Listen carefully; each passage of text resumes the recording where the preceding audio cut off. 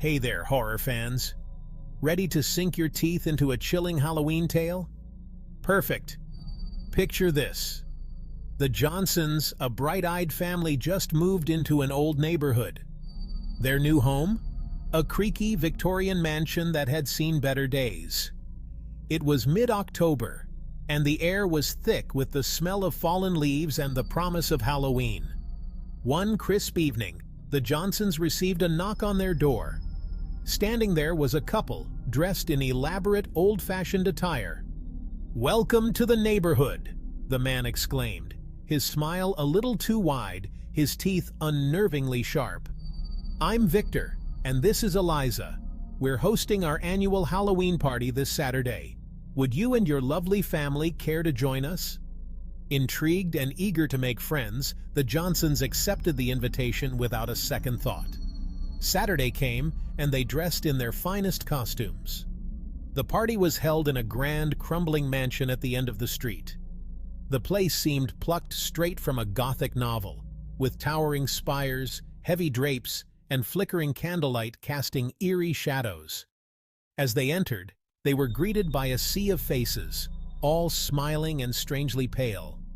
The atmosphere was intoxicatingly eerie, with haunting music and the faint scent of something metallic in the air. Victor and Eliza moved gracefully among the guests, their eyes never straying far from the Johnsons. It wasn't long before the Johnsons noticed something odd. The guests seemed to glide rather than walk, their movements unnaturally smooth. And the food?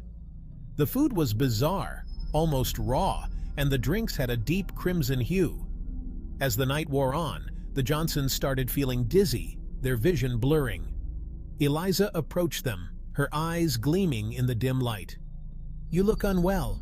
Perhaps you need some fresh air?" she suggested with a knowing smile. She led them through a labyrinth of hallways, deeper into the mansion, until they reached a hidden courtyard.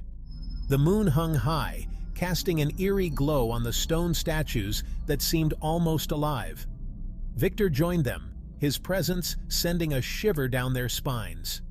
"You see," Victor began, "our little community has a unique tradition. We welcome newcomers in a special way." Suddenly, the guests appeared, encircling the Johnsons. Their eyes glowed with a predatory hunger, teeth sharp as daggers. The Johnsons realized too late that they had walked into a den of vampires. As Victor and Eliza stepped closer, the Johnsons felt their strength ebb away. "Don't worry," Eliza whispered. "We only take a little, just enough to welcome you properly." The night ended with the Johnsons waking in their own beds, weak but alive, with a hazy memory of the night before. They were part of the neighborhood now, forever bound by a secret they could never share.